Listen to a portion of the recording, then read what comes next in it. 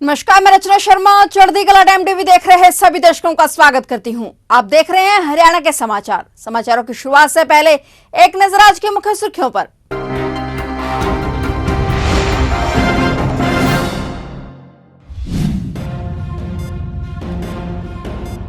मुख्यमंत्री मनोहर लाल ने डाक टिकट किया जारी। सम्राट हेमचंद्र विक्रमादित्य की स्मृति में डाक टिकट हुआ जारी। हरियाणा भवन में भव्य समारोह।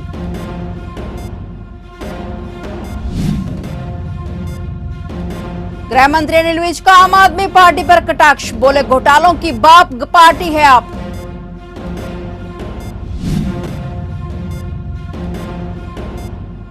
राजस्थान की जेल से पटौदी लाया गया मोनू मानेसर। स्थानीय कोर्ट ने 4 दिन के पुलिस रिमांड में भेजा। मोनू पर हत्या के प्रयास का है मामला दर्ज।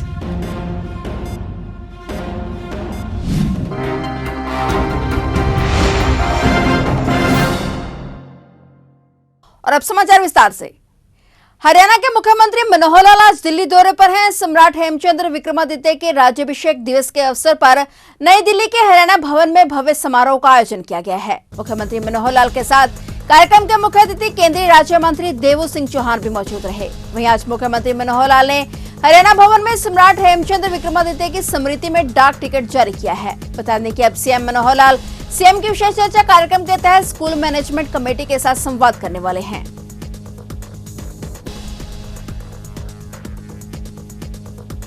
आम आदमी पार्टी के मंत्रियों के खिलाफ लगातार घोटाले उजागर हो रहे हैं और आपके कई मंत्री सलाखों के पीछे पहुंच गए हैं। इस पर हरियाणा के गृह मंत्री अनिल विज ने कहा कि आप पार्टी तो घोटाले की बाप पार्टी है। वहीं महबूबा मुफ्ती के बयान पर पलटवार करते हुए विज ने कहा कि देश का अमन और चैन छीनने वाले लोगों के मुंह से ये शब्द शोभा नहीं देते। केजरीवाल और महबूबा मुफ्ती के साथ साथ गृह मंत्री अनिल विज ने राजस्थान के मुख्यमंत्री पर भी तंज कसते हुए कहा कि अब जो लोग जातिगत जनगणना की बात कर रहे हैं, यह बताएं कि जब तक वह सत्ता में रहे उन्होंने जातिगत लोगों के लिए क्या किया है। वहीं जाति की जनगणना की कोई प्राथमिकता नहीं है। देखिए, घोटालों की बाप पार्टी है आप, जो भ्रष्टाचार के खिलाफ लड़ाई लड़ने का नारा देकर सत्ता में आई थी, आकंठ भ्रष्टाचार में डूब गई है। किसी भी पार्टी के बड़े नेता लगातार अगर जेल में जा रहे हैं तो उनको सोच लेना चाहिए कि ये पार्टी क्या गोल्स और क्या टारगेट लेके सत्ता में आई थी। अब ये बार बार कहते हैं कि सरकार ने ज़बरदस्ती पकड़ लिया, तो कोर्ट ने आपको रिमांड दिया, वो क्यों दिया? कोर्ट आपकी बेल एप्लीकेशन रिजेक्ट कर रहा है। 7-7, 8-8 महीनों से आप कोर्ट के अंदर हो। क्या आपको देश की किसी भी व्यवस्था पर भरोसा नहीं है? क्या कोर्ट गलत है? और ये कहना कि कोर्ट हमारे साथ ज्यादती हो रही है, ये कंटेम्प्ट ऑफ कोर्ट भी है। उनको आदरपूर्वक कोर्ट के फैसले को मानना चाहिए। महाघोटालों की बाप पार्टी आपके नेता केजरीवाल जी को पता है उन्होंने क्या क्या घोटाले कर रखे हैं। ऐसा कह के वो यही जता रहे हैं कि अब जो केंद्र में सरकार है वो एक भी घोटालेबाज को छोड़ेगी नहीं। जो जो घोटाले कर रखे हैं खुद ही बता दो, क्या क्या कर रखा है, अपनी लिस्ट बता दो। तुम्हारा भी टाइम बचेगा, हमारा भी टाइम बचेगा। अपने बता दो तुमने और क्या क्या कर रखा है। हत्या के प्रयास के एक मामले में मोनू मानेसर को पूछताछ के लिए पुलिस पटौदी लेकर आई है। बता दें कि मोनू मानेसर का नाम नो हिंसा में भी सामने आया है। उसे राजस्थान से हरियाणा के पटौदी लाया गया है। पुलिस ने उसे गुरुग्राम की एक अदालत में पेश कर 7 दिन के रिमांड पर भेज दिया है। इसके बाद अदालत ने उसे 4 दिन के रिमांड पर भेजा है और फिलहाल पुलिस मोनू मानेसर को पटौदी थाने में पूछताछ के लिए ले गई है। मोनू मानेसर पर राजस्थान के 2 युवकों की हरियाणा के भिवानी में गाड़ी में बंद करके जिंदा जलाने के आरोप हैं। नू दंगों में भी एसआईटी ने मोनू मानेसर को गिरफ्तार कर कुछ दिन पहले अदालत में पेश किया था, जहां से उसे राजस्थान पुलिस ट्रांजिट रिमांड पर लेकर गई। तब से मोनू मानेसर राजस्थान की जेल में बंद है। नू दंगा भड़काने के आरोप में मोनू मानेसर का नाम सामने आया था। मोनू मानेसर का नाम कुख्यात गैंगस्टर लॉरेंस बिश्नोई से भी जुड़ा हुआ है। पुलिस इस एंगल से भी जांच कर रही है। फिलहाल मोनू से 4 दिन के लिए पटौदी थाने में पुलिस पूछताछ करेगी। 4 दिन के बाद उसे फिर पटौदी अदालत में पेश किया जाएगा।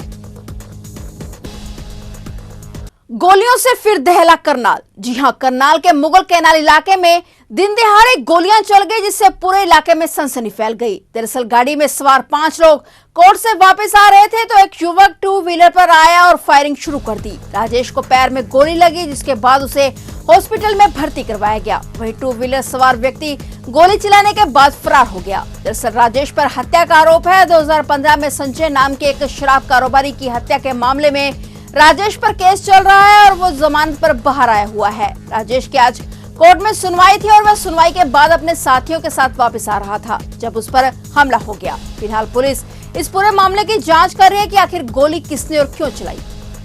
इसमें एक लड़के को टांग में गोली लगी, उसको अभी उसके इलाज के लिए यहाँ अमृतधारा में उसको दाखिल करवाया है। गाड़ी में भी एक गोली लगी हुई है, खिड़की में होते हुए जो उसकी टांग में लगी है। आज उसमें संजय जिसकी रोड की हत्या हुई थी, आज उस केस में पैर उसकी पेशी थी और ये सभी उसमें कोर्ट में आए हुए थे। और जो इन लड़कों ने बताया कि मौके पे वहाँ बाइक सवार आया और एकदम गोली मार के भाग गया है।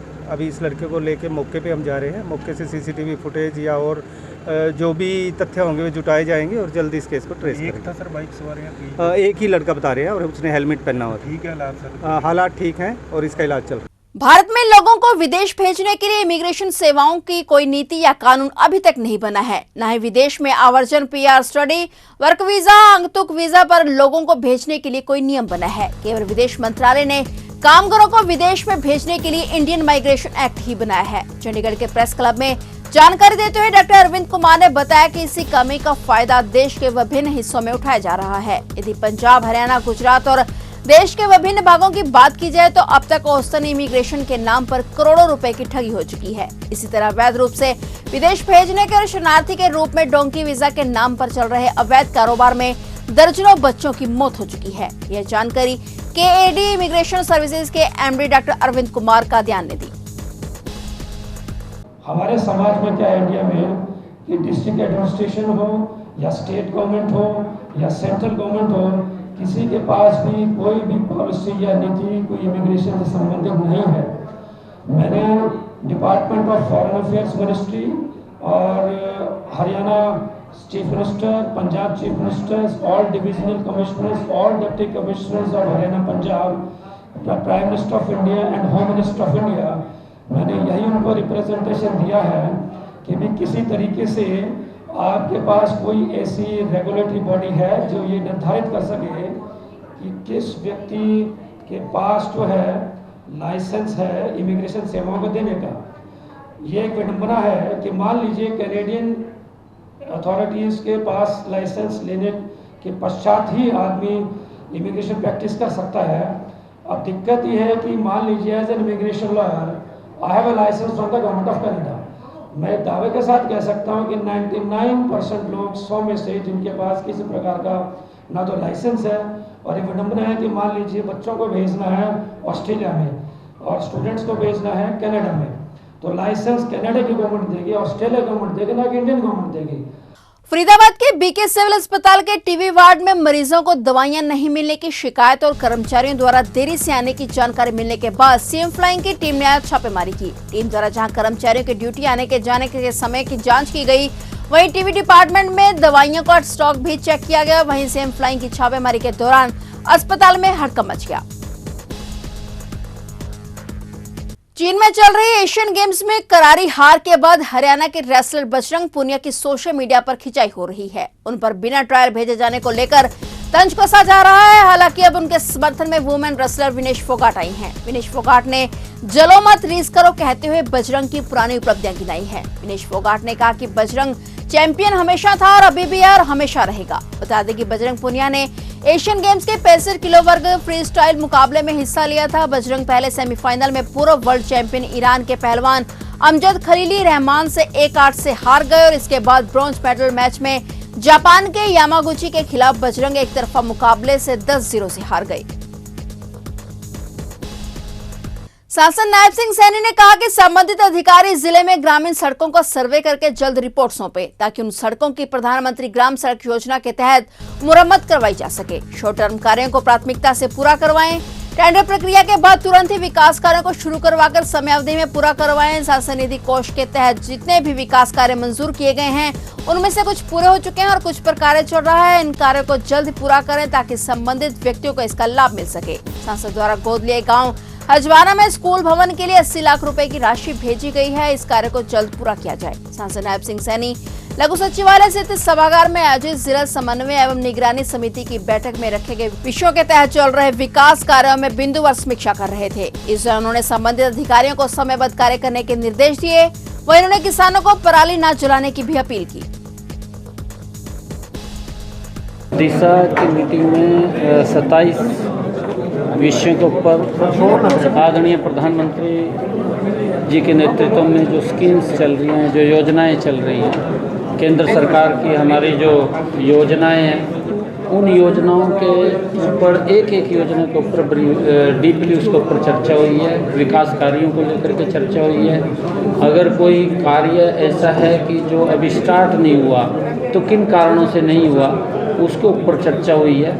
और अधिकारियों को इस बात को लेकर के कहा गया है कि जल्दी ही जो विकास कार्य हैं उनको कंप्लीट कराएं। अगर कहीं कोई दिक्कत है उसको भी बताएं ताकि उसकी कोई टेक्निकल या फिजिबिलिटी उसकी कोई दिक्कत आ रही है उसको ठीक करा करके तुरंत विकास के कार्य चालू होने चाहिए। इन सब बातों को लेकर के आज विभाग के अनुसार ही उन सब स्कीम्स जो चल रही हैं उसके ऊपर चर्चा की गई है। धान का कटोरे के नाम से मशहूर कलायत अनाज मंडी में भारतीय किसान यूनियन के वरिष्ठ नेता दिलू राम की टीम ने औचक दौरा कर मंडी में बिक रही धान के मामले को लेकर संज्ञान लिया। उन्होंने कहा कि मंडी में बिक्री अधिक वजन तोलने के जो मामले पाए गए जिसमें अन्नदाता को तोल और कम मूल्य में खरीद व्यवस्था मिली। उन्होंने कहा कि आड़ती किसान को चूना लगा रहे हैं। वहीं उन्होंने पीने के पानी, शौचालय में गंदगी और पुलिस व्यवस्था का कोई इंतजाम न करने पर भी सवाल उठाए।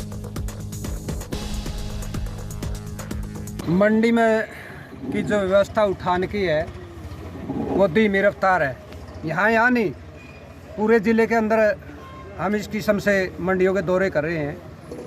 हर जगह से जो है डीसी साहब ने कल परसों भी आदेश जारी किए थे कि किसान 24 घंटे के लिए बंद करें। ये सारा का सारा कारण है जो उठान के कारण है। हमारी प्रशासनिक अधिकारियों से, एजेंसियों से प्रार्थना है कि वो उठान जल्दी करे ताकि किसान अपनी फसल मंडी में लेकर के आए और समुचित व्यवस्था है जो लैट्रिन वगैरह की है, पानी की है, वो अच्छी तरह से नहीं है। तो इसको भी दुरुस्त करने का काम करे, क्योंकि यहाँ मंडी में काम करने वाले और मंडी में फसल लाने वाले और मंडी में रहने वाले ये एक परिवार है। और उसके बगैर अगर ये दुखी होता है तो ये प्रशासनिक जो यहाँ मार्केट कमेटी हमारी है उसकी जिम्मेवारी बनती है कि इस व्यवस्था को दुरुस्त करने का काम करें।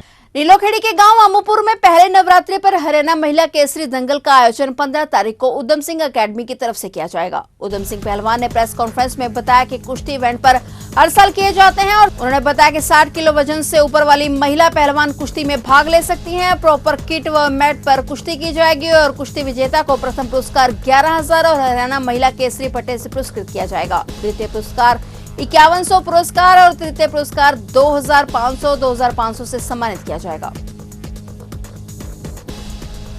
उधम सिंह कुश्ती एकेडमी अमूपुर जिला करनाल के अंदर एक महिला हरियाणा केसरी का छोटा सा इवेंट रखा जा रहा है, जिसमें 60 किलो वजन से ऊपर की महिला पहलवान भाग लेंगी और उनको मैट पे ही कुश्ती लड़ाई जाएगी।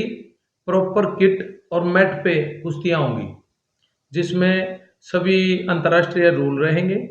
तो ये थे हरियाणा के समाचार और नए समाचारों के साथ फिर से हाजिर होंगे। तब तक के लिए देखते रहिए चढ़ती कला टाइम टीवी।